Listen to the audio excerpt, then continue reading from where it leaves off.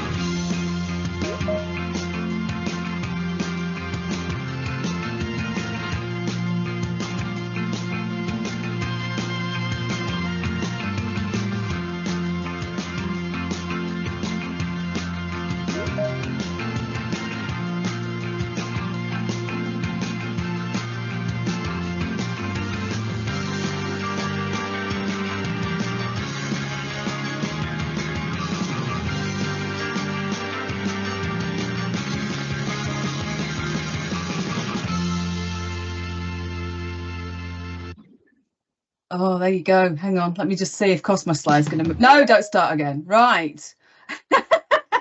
You nearly had that twice. When we did this the other day, we were saying it sounded a little bit like The Cure then, didn't we, John? You can nod. You can nod. Oh, yes, indeed.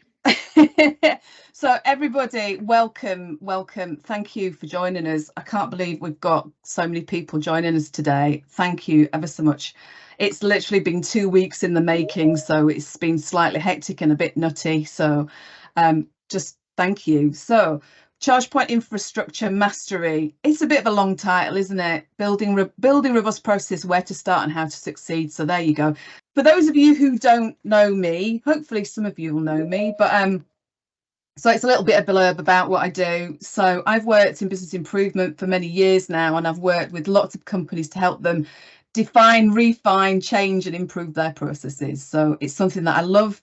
I love helping companies to recognise the talent that lies within, because lots of companies don't recognise the talent that lies within. And it's a really exciting time for us as a business, as Full Circle, because we recognised some time ago that the EV infrastructure sector was moving at some speed, and the companies inside are growing so quickly. So it sits completely with my values of being able to give back, especially in the run up to the fact that we're not going to be producing petrol or diesel cars from 2030 and getting to net zero by 2050. My husband, who is also on this call, Richard Allan, is a professor of climate science. So climate change has been on our agenda as a family for many years anyway. So, and the reason why I set up Electric Evolution, which is the podcast that I run, was because I wanted to learn about these things. And actually, since running the podcast since December, we've now had battery storage put in, we've got solar panels, and we actually have a Zappy charger outside. And funnily enough, we've even got a car charging in it at the moment. And if Shane Rees is on this call, which I hope he is, thank you to Shane, because me and Richard's going to be doing the London to Brighton leg of the London to Paris, or London to Brighton to Paris EV rally tomorrow at some ridiculously early hour. So Shane, thank you ever so much. It's on charge as we speak. You should have seen me trying to connect it to the Zappy yesterday. I look like a twit, but there you go. So just to explain, so I've worked across many different sectors. I've worked in parking technology, heating and ventilation, defence, telecoms, many other places. And I'm seeing the EV infrastructure. There's several things that are actually happening across the sector, including the introduction of a variety of mandates, which are there to kind of create improved working methods and quality across the infrastructure. So without much ado, that's whatever you say. I'm going to move on and introduce you to my lovely speakers. So I have on my little panel here, I've got John Curtis, Director of Operations at EV Cafe. Ta-da! There you are. Hello. We've also got Kate Tyrrell, CEO and co-founder, and I've spelt your name right, Kate, this time, of ChargeSafe. And we've got Chris Carpenter, Head of Future Business Partnerships at EV Civils. There he is, the gorgeous young man.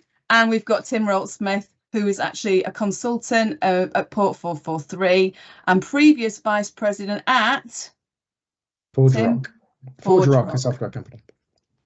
So there you go. So these are my absolutely fabulous fabulous speakers. So here we go. I'm going to take you through the agenda. So I'm going to be talking through the changing landscape of charge point infrastructure.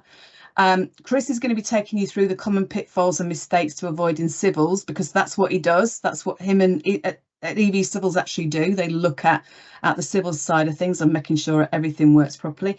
Kate's going to take us through the importance of safe and accessible charge points. That is the most, it's her joie de vivre, isn't it, love?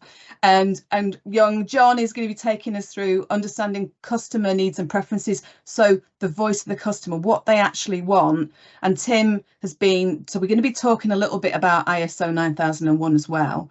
So Tim's going to be giving us a bit of a case study on that. We'll have some next steps, and there'll also be a Q&A. Now, I want to be really transparent at the beginning of this. There is a solution, okay? It's you know, it's a solution that can help you, and I will be talking about that later. And it's something that Full Circle can help you with. So I want to be transparent. I'm always like this. So, you know, I shall explain that to you in a little while. So let's move on. Right. So, and I've got my lovely digital ops manager, Michelle Liddell, on the call here, and she's going to be helping me with this.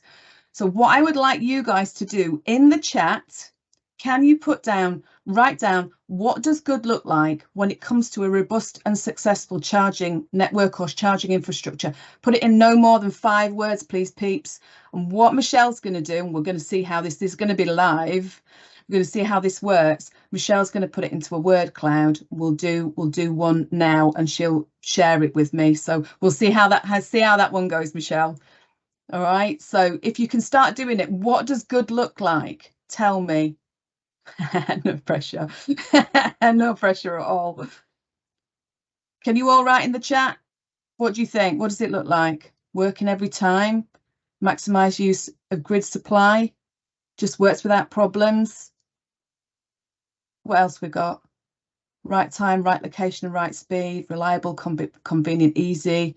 Fast, available, safe, reliable. Yes. Anyone else? Available, working, equality, value. Like it. That's my husband. Anyone else? Just keep putting it in the chat, and I'm going to move on. So there's a lot of things that you can put in there. So put as many as you want in there, but just put in 5 words, so it makes it easier for Michelle. Right, so I'm going to move on. You can keep putting these in if you want to. So the changing landscape, what does it look like? What am I talking about? Why am I here in the first place? Why am I here in the first place? So I wanted to put this in because, as you know, ZapMap is kind of like the font of information, and this is information from May, looking at how the network is actually growing. So at the end of May, ZapMap gave us this, you know, we provided this detail. 43,626 devices have been installed, and in 1 month we had 1,628. That's, you know, the whole network is growing so quickly, and so it's just so rapid. But what we need to do is we need to actually make sure that public eyes are actually on the network, aren't they? We know that. And there's been a lot of negative rhetoric, but and I've got to say, some of it's a load of tosh, but some of it is warranted. And actually, in relation to the reliability of the network, we've got to make sure that changes are put in place to make sure that the network becomes more reliable, and we stop this negative rhetoric. So I'm going to move on to this bit. So the things that are happening currently, you'll have seen this. PAS 1899 guidance that came out with regards to electric vehicle accessible charging, and I'll go into that a little bit, but not too much, because Kate's going to be covering this. We've also got a report that came back. So it's the consumer experience at public charge points. That this was published in March this year. So I'll talk to you about that in a second. And this is just coming through, and I'll talk to you about this in a little bit more detail. And then Tim will go into more detail as well. ISO 9001 for charge point manufacturers is actually being introduced, and I'll talk to you in a little bit more detail shortly. But it's working, so it's for charge point manufacturers who are working with local authorities receiving Levi funding.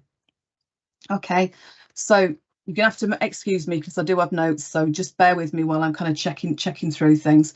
So, because there's so much to tell you about, honestly. So the PAS 1899 document, it sets out the minimum specification needed for an accessible public charge point, and it provides information on what best practice looks like. Now, this is what I'm all about. I'm all about best practice.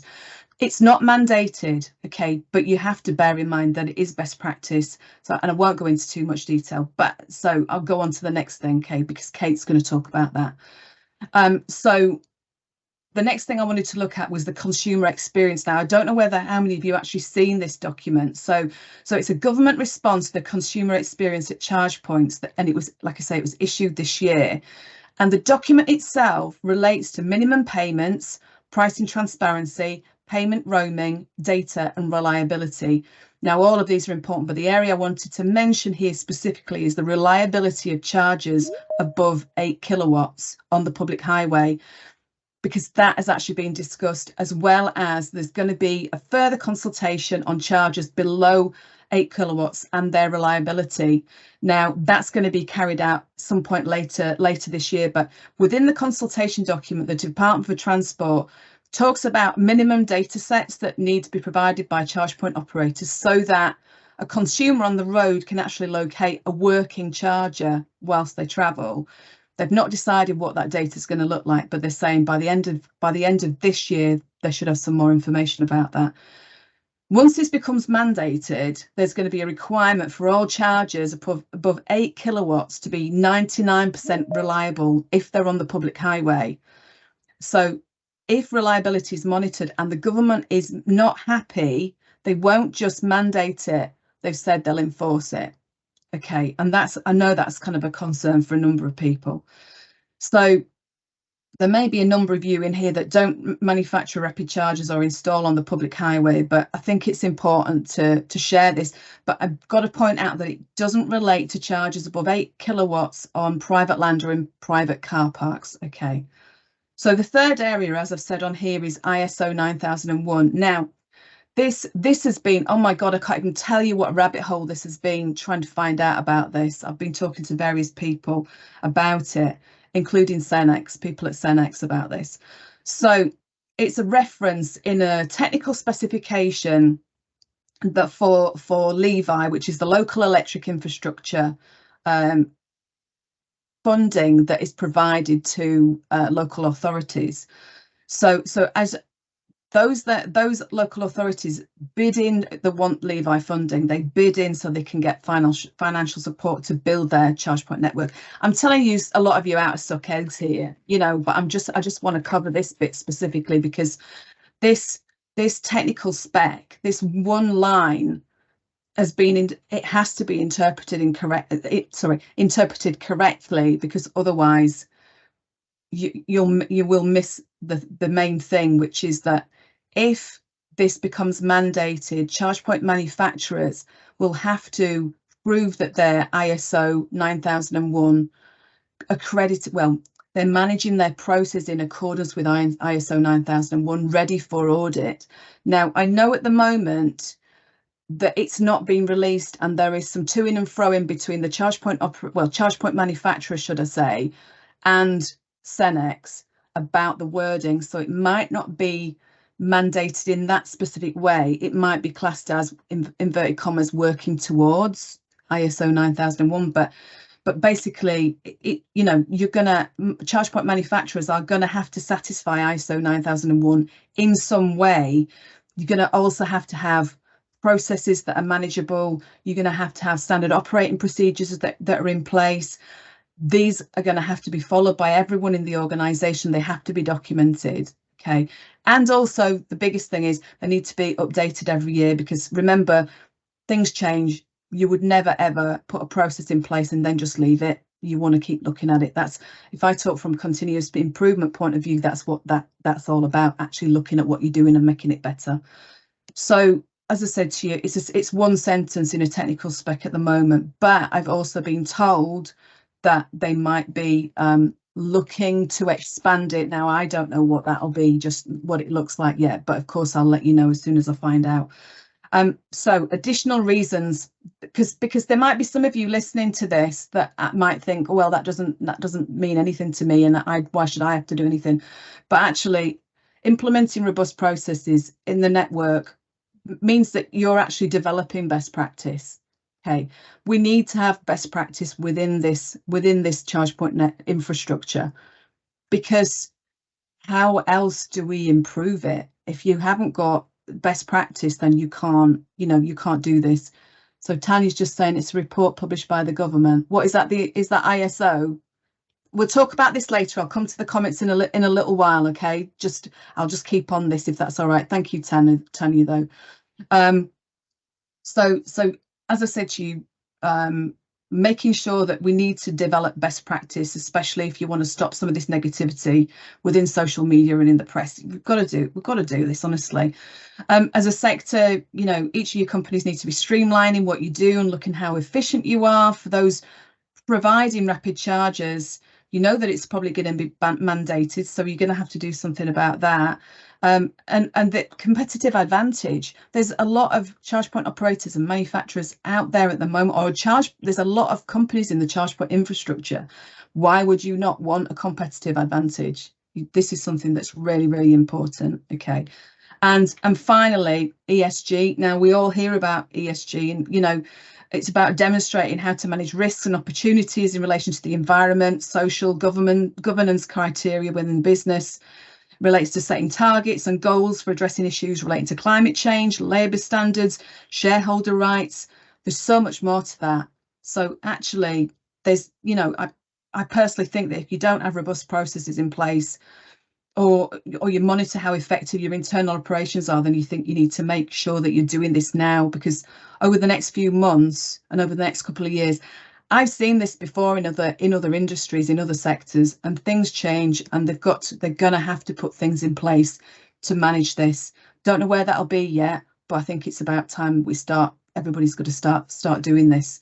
So I am not trying to be the voice of doom and gloom. Seriously, I'm really not. I'm just wanting to be the voice of kind of giving you information in a concise way. I'm going to move on now to Mr. Chris Carpenter. I just want to welcome you, Chris. Chris, do you want to put your camera back on and take yourself off mute, my love?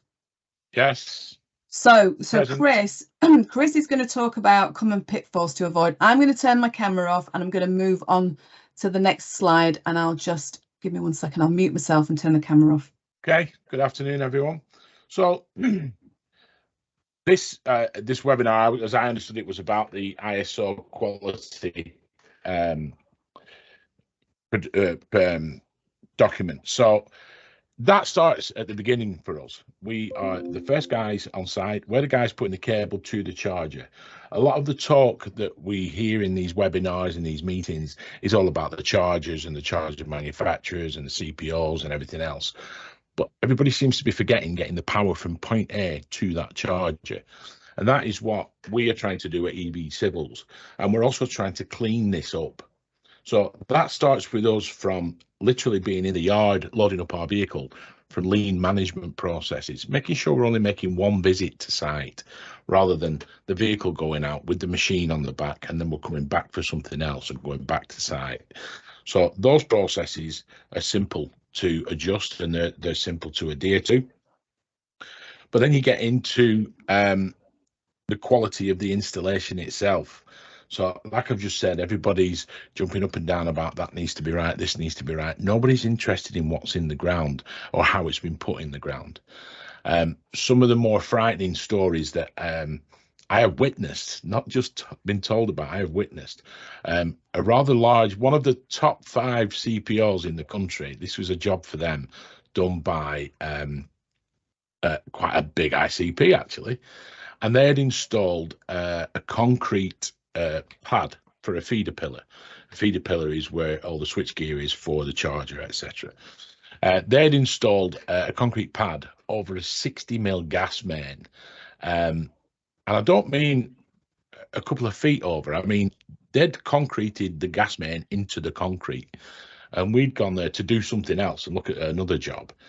And it was one of our lads that had pulled this, they'd seen this. And it wasn't just a gas pipe going to a property, which is like 25 mil, size of a 50 pence piece. This was more like tennis ball size. This was a 60 mil gas main, so there'd be a lot of gas in there, and that was just concreted in. You can't do that. I think I said to Liz the other day, it's getting a bit like the Wild West, or it had been getting a bit like the Wild West out there, and it was all about getting the charges in the ground at whatever cost. If you look on the slide, you can see this. I got this off LinkedIn the other day, actually. If you look at the picture on the end, that's a charger install that's been done. Now, bear in mind, there's a live cable going into that pedestal. And if you look closely, that pedestal has literally been bolted to the tarmac, and the cable is quite shallow in the tarmac and pokes up through the pedestal itself. Now, obviously, the bolts have failed. There's no barrier protection around that that charger. So all it would take is literally a nudge off a car, and there are a lot of people that don't get along with driving, and they manage to bump their car into things like that. So that knocked over isn't like knocking over a bollard that's there to stop you hitting a sign. You knock that over, you're exposing an electric cable. It's dangerous, it's live. And on the private side of what we call the private side, so not the DNO side, not where we're taking the power in the footway, on the private side, what we call the CPO side, there's no governing body. There's nobody checking the work. There's nobody making sure it's at the correct depth. Cables have to be buried. We come from a telecommunications background, and cables have to be buried at a certain depth, depending on the cable, or water or gas, have to be buried and have to have enough cover over them. And that cover has to be compacted at a certain rate. So you put your compaction, you put your backfill back in, and you compact it in layers to make sure that when you do tarmac it or concrete it or block pave or flag over the top, that doesn't sink over time, because it will do. If you've not compacted the ground enough, that will sink. And again, that can damage the cable. Cables buried, large cables buried in the ground, direct buried. Sometimes you can direct bury, that's not a problem as long as the cable's armoured. But nothing above those cables stating there's a cable there. You're supposed to put marker tape down to say, if somebody breaks the ground and starts to dig in the ground, there should be some marker tape there explaining that there's electric there or gas. These things aren't being done on the private side, and it is becoming a bit of a worry. You get landscape gardeners that are asked to dig a trench, and then they're asked to put some cable in it, and then all of a sudden they are EV civil engineers and they're installing correctly. There's no governing body around this. There's no set measurements to adhere to, unless you know the job, which we do. It's, as I said, it's becoming the Wild West. So that's the safety aspect of it, and then we move on to the green aspect of it, the carbon credentials of the job. So we're all trying to transition to electric vehicles and be it greener whilst we're doing it. But what's installing the infrastructure for these electric vehicles? Well, it's a diesel excavator being pulled by a diesel van, and they're using petrol tools. So we've looked at this and we've looked carefully at it. We've even gone as far as to, we have our own concrete blocks manufactured, the Easy Block, out of 38% reduced carbon concrete. We're expanding that range into other things like feeder pillars, that sort of thing. So that's a little bit greener. It's not massively good, but that's a little bit greener. We've also partnered up with JCB. We have an electric excavator. We're waiting for more. And we've partnered with Milwaukee, and all the small plant, like the petrol cut-off saws, the petrol whacker plates for the compaction in the ground, all the small plant is now electric, completely electric. Battery runs on batteries, and it performs the same as the fossil fuel burning tools. So the last part of this package is the van, which we've again partnered with Iveco. They have the only vehicle that can tow, has the towing capacity to tow our electric digger. So once we receive the van, which we're looking at fourth quarter this year, potentially first quarter next year, we have completely green installation teams. So we've done it with the equipment. We've got the electric digger, towed by the electric van, which also has the electric tools in it. We then need to implement these lean management processes as well, so that it is one visit to site. That's another reason the Easy Block became part of our package, because when you're casting concrete in situ, you go, you put your shutters on, you pour your concrete. If it's good weather, you go back another day, you strip your shutters off. If it's good weather. So that's 2 visits to site in a diesel vehicle. So your carbon footprint is double what it should be. Whereas with the precast block, we go once, we load up the vehicle, we take the equipment, we do the job, we install the block, we leave. And it's a greener install. So everybody shouted about, yes, our charges are made from recycled plastic, and we do this and we do that, and our pedestals are recycled steel and yada, yada, yada. All right, how did you get them installed? Oh, well, these guys turned up with a diesel machine on the back of a diesel vehicle, and they fired up their petrol saw. So we're off to a non-starter already. So we're trying to pioneer this. We're trying to champion this. And we welcome any kind of governance on the private side. You can't get away with these things on the DNO side, where the connection is in the footwear, because you've got the local authority coming around checking your work.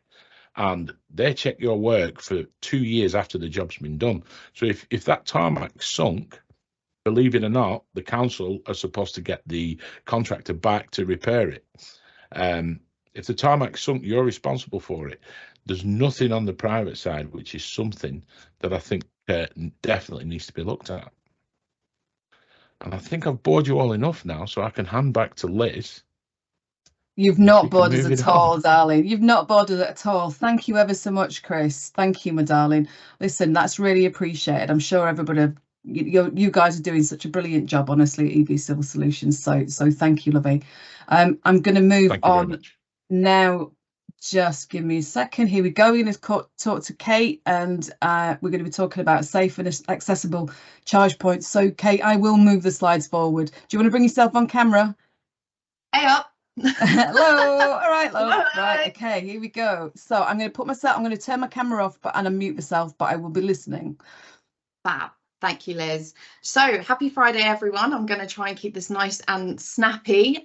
Here is a fantastic example of the good, the bad and the ugly in the UK. I'm not going to point fingers or name names, but you should be able to determine for yourselves what makes a site safe and accessible. The things that we look for at Charge Safe are brilliant lighting, so a light directly over the charge point that's nice and bright. We look for security cameras covering the charge point and en route to the actual charge point. We look for accessible bay sizes in accordance with the BSI PAS. And thank you so much to Jill. She's actually linked to this in the chat. So thanks, Jill. It is a free document. Everybody can go online and have a look at it. And if you're too lazy to do that, then just hire Charge Safe to come in and do some consultancy on your charge points. There's my plug. So why is safe and accessible charging super important? For us, it's to enable the 16 million people who self-identify as having either a physical or mental disability in the UK. That's 16 million people that we cannot afford to leave behind. Of those 16 million people, we know that today Motability Operations has the largest fleet in the UK, operating 650,000 vehicles. Typically, a vehicle via the Motability scheme is brand new, and therefore after the year 2030, drivers will have to go into a brand new electric vehicle. So how do we support those people convert to the electric lifestyle? Motability Operations are doing some fantastic work here, and they're looking at the affordability of the electricity, if they can have a charge point on their driveway, if they have on-street charging, like charging nearby, or if they're going to need to use the public charge infrastructure that are 50 kilowatts and above. So you've got your grid serve, your Osprey, Fastned. I could name more, but those are the ones just off the top of my head. So 650,000 people who will, by the year 2030, absolutely need charging infrastructure. Of the sites that we've already looked at, we have determined that 80% of them do not currently have an accessible bay size. So there's a lot of work to be done here. We assess charge sites against a really thorough 144-point inspection plan, which includes the measures within the BSI PAS 1899 to 2022 best guidance practice. And what we're doing right now is helping to lobby the government, make this a mandatory requirement rather than a recommendation. So watch this space, there's a lot of innovation to come. On the safety side of things, 86.8% of the sites that we have screened in the UK currently do not have sufficient lighting. So there is not a light directly over the charge point. 77% of those sites do not have security cameras. So these are really, really important factors, and very, very simple solutions can be introduced here. We've got a partnership with a company called Signmark, who I cannot praise enough for their innovative thinking, and they've actually got a lamppost that does not require a grid connection, doesn't need to be drilled into the ground deep in the deep depths. It does, I think it gets bolted into the ground or onto the charge point itself. But using a solution of solar and wind power, it creates a light that is kind of portable. It can be put anywhere. They can also attach security cameras to this. So there really is no reason why sites cannot be lit and have security. On that, we look for 4 really key things when we look at a site. So we want it to be simple. So that ease of use, I've seen it come up in the comments again. So really glad that we're on the same wavelength as everyone else. How simple is it to use? Is the method of payment nice and easy? Can you find the site? Is it accessible? So using the PAS guidance, we look for accessibility. We need it to be visible, so visible to road users who are passing by, or pedestrians walking nearby, or with security cameras. And is it inclusive? So not only do we look for the use case of general members of the public, but we're also looking towards including the vans, which I know Paul Kirby should be very happy about, because vans can't afford to be left behind either, just because of the amount of carbon that we can actually reduce by focusing in on the van use and making sure that the vans can get onto the site. So height, width restrictions, turning circles, and if it's appropriate for them to use. So, you know, are the bays going to be blocking other drivers from being able to enter and exit their parking spaces properly? So that's kind of it from me in terms of what we're doing. If anybody is interested, I think it's on the next slide, Liz, if you can just pop over to the next one. No, that's not it. Never mind. We didn't include it. So what we're doing at ChargeSafe right now is we're offering a consultation service. It's called a ChargeSafe Certified Partnership, whereby we will deliver a 4-hour workshop to anyone who has anything to do with putting the kit in the ground. So that's civils workers, installers, the OEMs, the networks, local authorities. We will guide you through our 144-point inspection plan, show you how that's measured and weighted and what you can do to get the best rating when our inspector comes to your site. We also offer a consultation service where we provide solutions to any particular areas of concern. If you've got very restricted parking bays due to site owners not giving up a little bit more of that precious territory, then you can bring us in to have conversations with them. And through the data that we are currently acquiring, it just provides you with a much stronger argument to go in with as to why this is really important. Can we go to that last slide again, Liz? Because I'm not sure. I feel like there is something left for me to say. There you go. So safe and accessible charge points. They should be compliant with PAS 1899. It is best practice right now, but we will be hopefully making this a mandatory requirement in the next couple of years.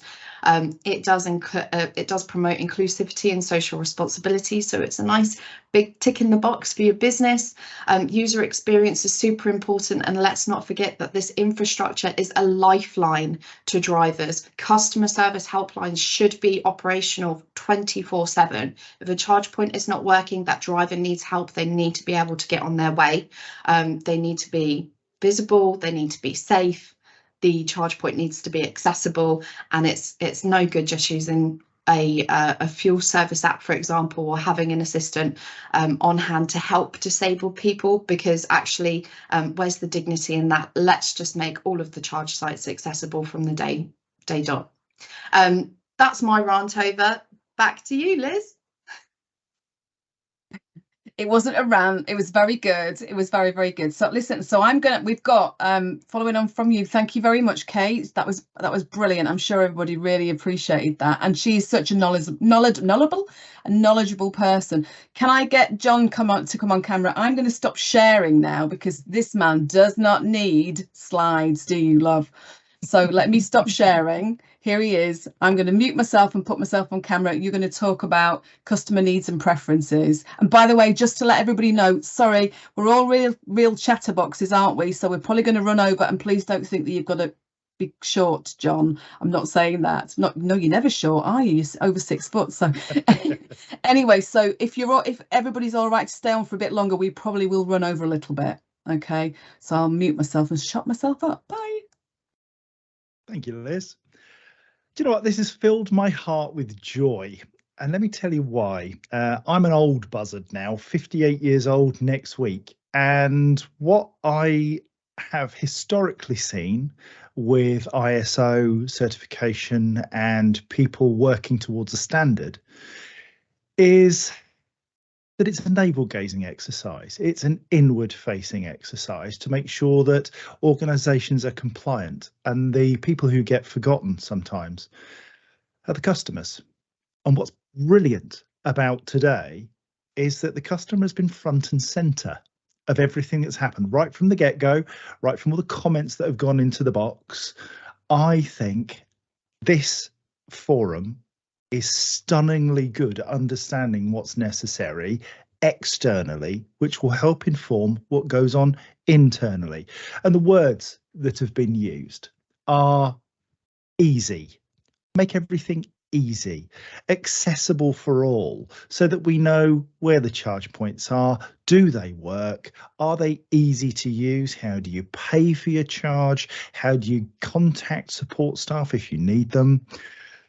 Do we continue to use apps and RFID cards, or do we move to contactless in order to make this simple? And my big bugbear is around signage and information.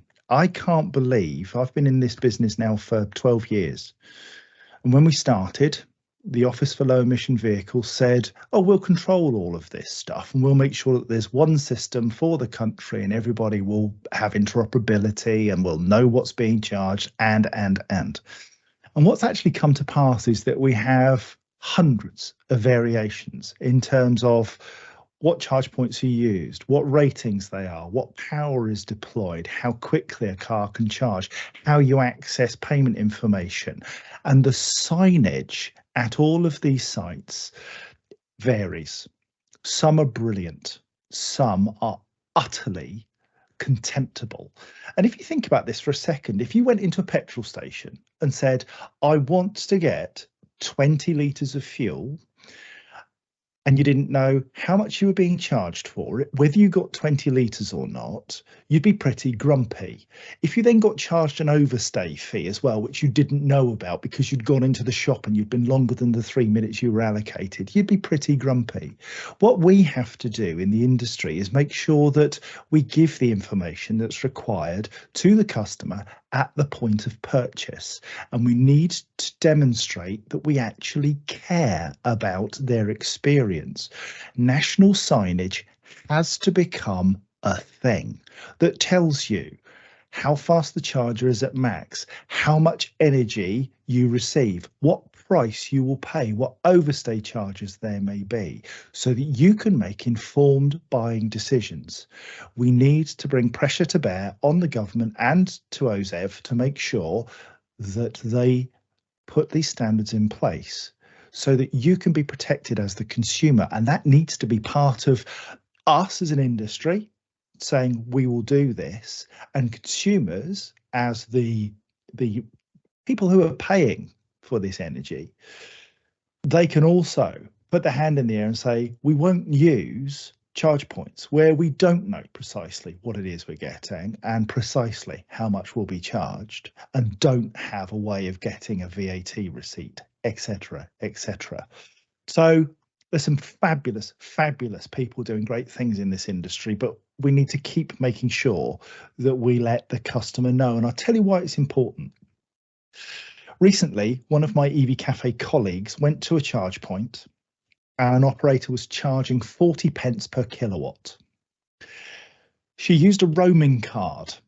I won't tell you who it was, but she paid more for the facility to be able to roam from one network to another than she did for the energy that she was using. So 40 pence per kilowatt and 66 pence roaming fee, £1.06 per kilowatt. That can't be right. And we as an industry have an obligation to make sure that we are not only easy to use and accessible for all, but transparent and fair. If we're to make sure that we transition society, not just those that can afford it, but everybody to electric, we have an obligation to make sure that we do so in a way which either self-regulates through Charge UK and OZEV and so on, or is enforced upon us. And I know I'd much rather go willingly towards the light rather than to be dragged there by government. So let's get our house in order because customers actually matter. Love you lots. Take care. And back to Liz. You're an absolute star, John. Absolutely brilliant. You know, you say things so concisely and so you have so much passion. So it's brilliant. I'm going to now say thank you to you. I'm going to move back to sharing. Hang on a second for Tim. 1 second. This is the thing about going in and out of sharing on Teams, isn't it? Here we go. So it seems to be working. It's working. So, okay, so moving on to Tim, and Tim's going to actually talk to you about, because we thought specifically that ISO 9001, especially because it was quite new to kind of charge point, the charge point infrastructure was quite pertinent. So Tim's going to be talking about a similar thing that's happened for another organisation he worked for. So I'm going to mute myself and turn the camera off. Thank you, Liz. Yeah, so I'm from the software industry, and I'm kind of transitioning into the EV world. And one of the reasons for that is I've been, over the last 30 years, I've been part of a few rapidly growing industries within software. And the EV world is another rapidly growing industry. So I'm hoping I can bring some of what I've learned over the last 30 years into this world. So one of the things that we did when I was at ForgeRock, which is the software company I worked for the last 13 years, was to introduce ISO 9001 for the software team. So I won't go into the details of ForgeRock because it's not really relevant for this. But what we did is we looked at how can we make sure that we're doing good processes, that we're following them. And we needed to do that because some government contracts require suppliers to be ISO 9001, or at least they request that there is at least as Liz said earlier, a kind of working towards 9001 certification. So as I said, we were in the software team, and so it was the software processes we were in the support team, and it was the software support processes that we were looking at the time. So Liz, if you can give me the next slide. There you go. Right, so how do we do this? And I'll try and keep this as quick as possible. We established a quality management system, QMS, and the QMS is basically a documentation of all the processes that we have. You can use, variety of different things. There's no mandate as to what quality management system you use. You can, we used a thing called Confluence, which is very widely used in the software industry. And it's just a documentation system, kind of a wiki, really, if you like. And what you need to do is you need to go through all the processes and analyze them. So people are going to have to be dedicated to going around the entire team, figure out what goes on, write it down, get it documented, and get it documented at the right kind of detail. You don't want to over document things, because remember, at some point you're going to be audited, and the more details you put in, the more that the auditor is going to hold you to account for what goes on. So it's about getting that right balance. You need enough information for people to follow, but without being too prescriptive, so it gives the team members, the right amount of judgment when they're actually going about their business, whether it's installing, something in the ground or connecting something up electrically or whatever it is. So by doing that, you end up with hopefully a comprehensive set of processes, then you need to make sure that people actually follow that. So that's the process standardization. You make sure that everybody's trained, that they know how to follow it, that they do follow it, and so that at any point an auditor can come in and check that the processes are being followed. So next slide, please, Liz. Oh, there were a couple of more bullets there, but I didn't get to them. But that's fine. I think I've given the essence of what I'm talking about. So the essence of 9001 is essentially two things. It is that you have documented your processes and that you can prove and show that you are following those processes. It's not much more complicated than that. Now, does that guarantee quality? Well, not in itself. And I've seen, places have been, given quality marks, and you think, well, my experience of that organization is not necessarily fantastic. But the point is that if you spend the time and really do a thorough job of looking at what you do and how you do it and making sure that people follow that, that's what then gets the quality. Quality is almost like a side effect of ISO 9001. So in terms of getting ISO 9001 certified, what you do, you can either kind of go through that process, like I just explained, yourselves, within the organization.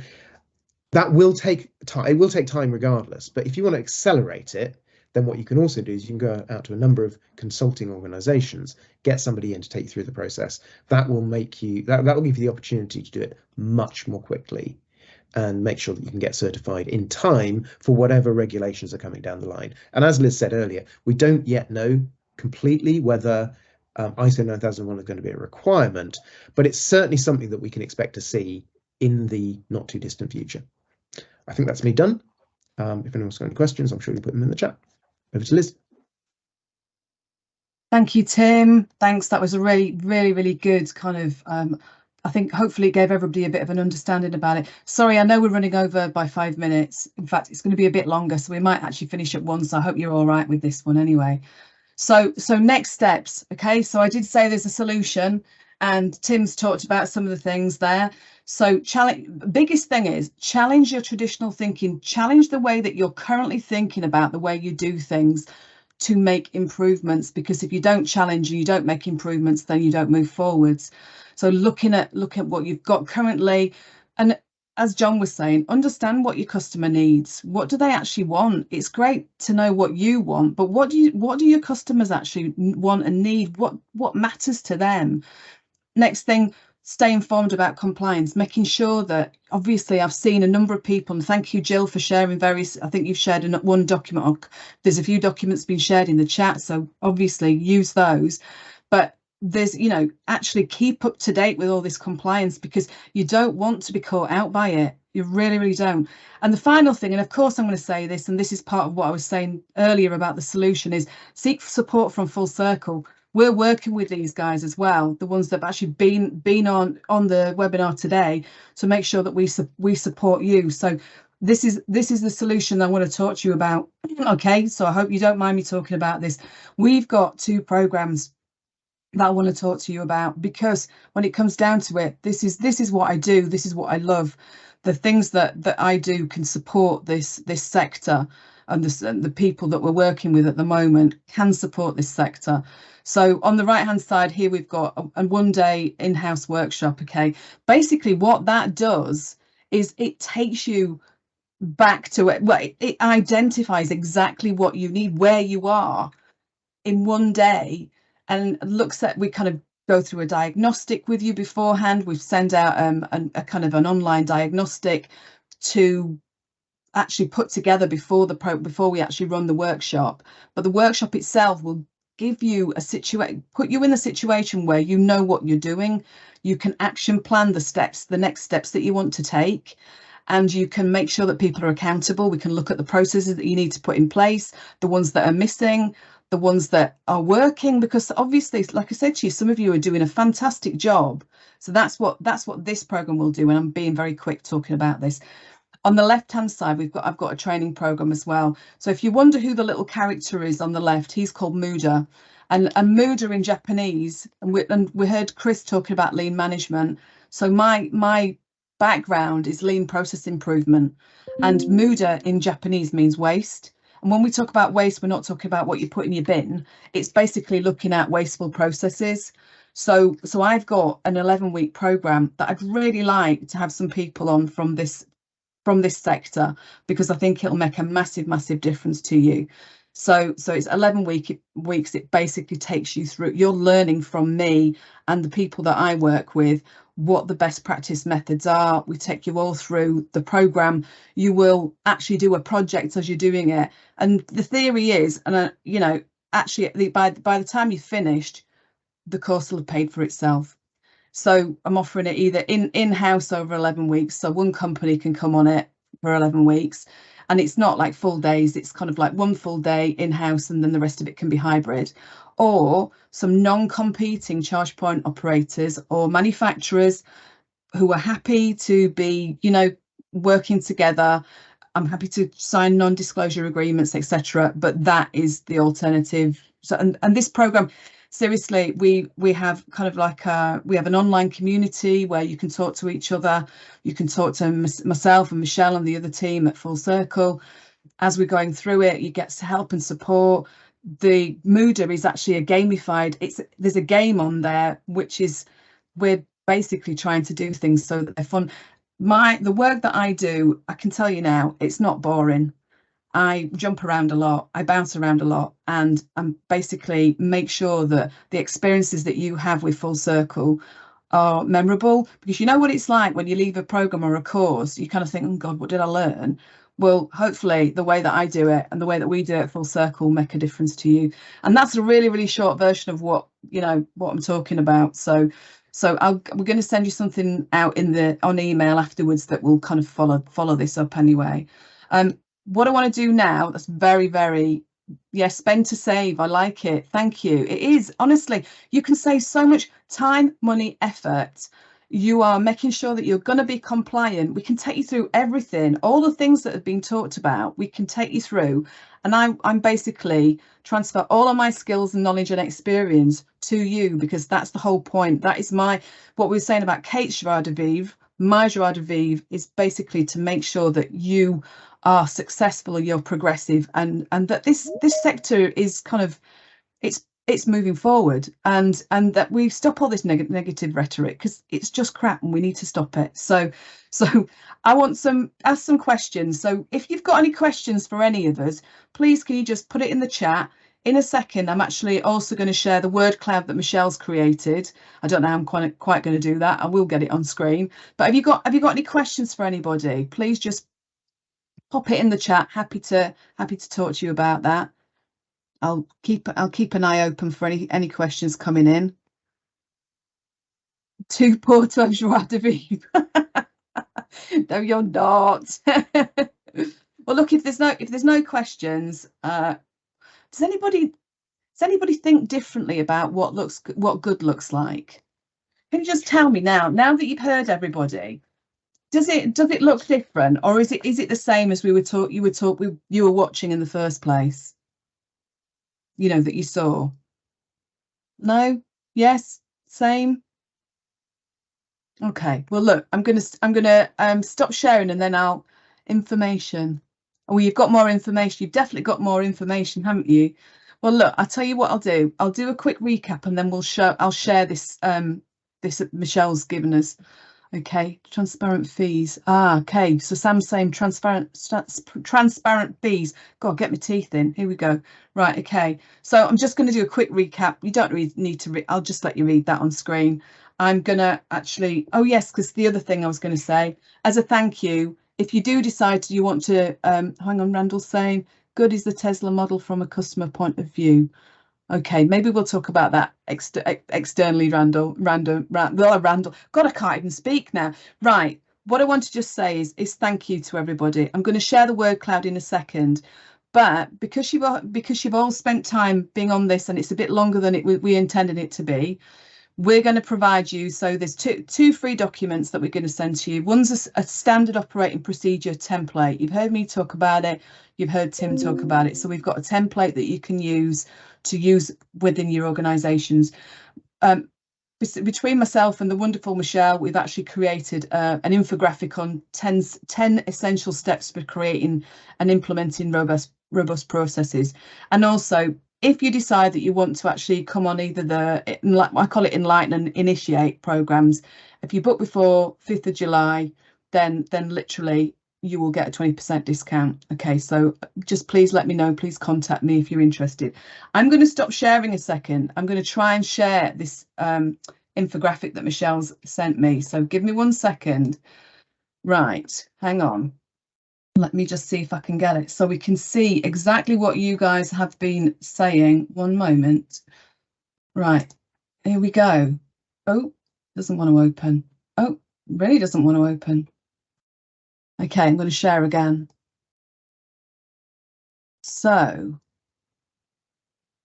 what you guys were actually saying, can you see this? Hopefully you can see this in the word cloud. So the biggest words are rural locations, accessible charging, and okay, I'd like that. Great cost, equality, safe, convenient, on brand, fast transport. Oh no, fast and transparent costs, good value, easy to use, available, consistent, right location. So it sounds to me exactly what we were just talking about, what John was talking about, what everybody's been talking about. So it sounds exactly like everybody's been saying this. So brilliant. Thank you, guys. So just to finish off, here we go. 1 second. I wanted to share just this very, very quick quote from Tom Peters, and it says, excellent firms don't believe in excellence, only in constant improvement and constant change. That's where we need to be and what we need to be doing. Okay, so we need to be improving, getting better, and making sure that this sector moves forward. So there you go. Thank you very much for joining us. There are my contact details. If you're interested in anything we've been talking about, please send me an email or contact me. My mobile number's on there. That's a bit risky, isn't it? But I just want to bring all of my speakers back on camera, if we wouldn't mind. I'm going to stop sharing. Hang on, hopefully.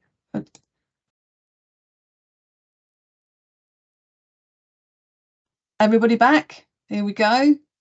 Michelle, do you want to come on camera as well? She probably doesn't. There she is. There's Michelle. Take yourselves off mute. Go on, everybody. Thanks ever so much, Liz, for hosting this. It's been thank you. Thank you, guys. Thank you ever so much. And thank you to us to join you. Hey, no worries. And thank you to everybody for joining. I really hope that you've got something out of this, and I really hope, kind of moving forward, just where we all are. Just contact us, and if there's anything else we can do, then please let us know. So thank you again, and yeah, I can go and go in a darkened room now. With a bottle of whiskey. It's nearly the weekend. It is nearly the weekend. A weekend full of driving. I'll see you bright and early at the start line tomorrow, Liz. Yeah, yes, we will be doing that. I shall see you then. It is an early one tomorrow, isn't it? So thank you ever so much, everybody, and I shall finish this now, and I shall see you all later. Thank you. Bye. See ya. Bye.